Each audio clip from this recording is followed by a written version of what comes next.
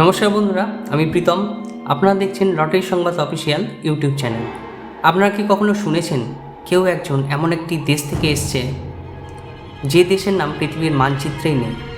আজ আপনাদের এমনই এক অবিশ্বাস্য ঘটনার কথা জানাবো।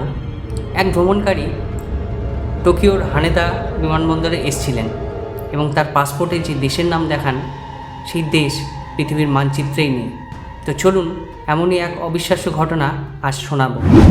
জুলাই 1954 সাল, জাপানের টোকিওর হানেদা বিমানবন্দরে নামলেন এক বিদেশি ভদ্রলোক।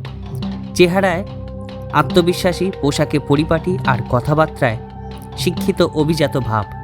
ইমিগ্রেশন অফিসে তিনি জানালেন তিনি এসেছেন টরেট নামে একটি দেশ থেকে, আর এটি তার প্রথম জাপান ভ্রমণ নয়। কিন্তু তখনই ঘটল সবচেয়ে অদ্ভুত ব্যাপার।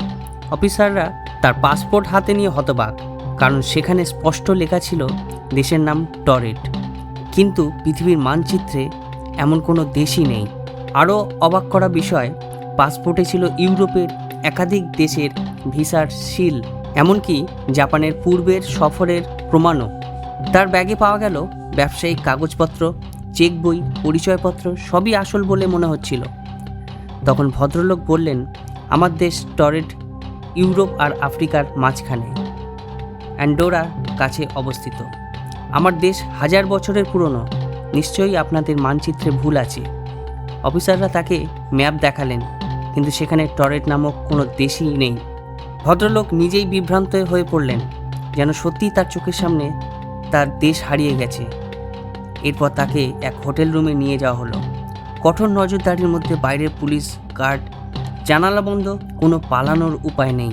কিন্তু পরদিন সকালে রুম খুলতেই দেখা গেল তিনি নেই, গায়েব হয়ে গেছেন তিনি। না জানালা ভাঙা, না দরজা খোলা, এমনকি তার সব কাগজপত্র হাওয়া। আজও ইতিহাসে এই ঘটনা রয়ে গেছে এক অমীমাংসিত রহস্য।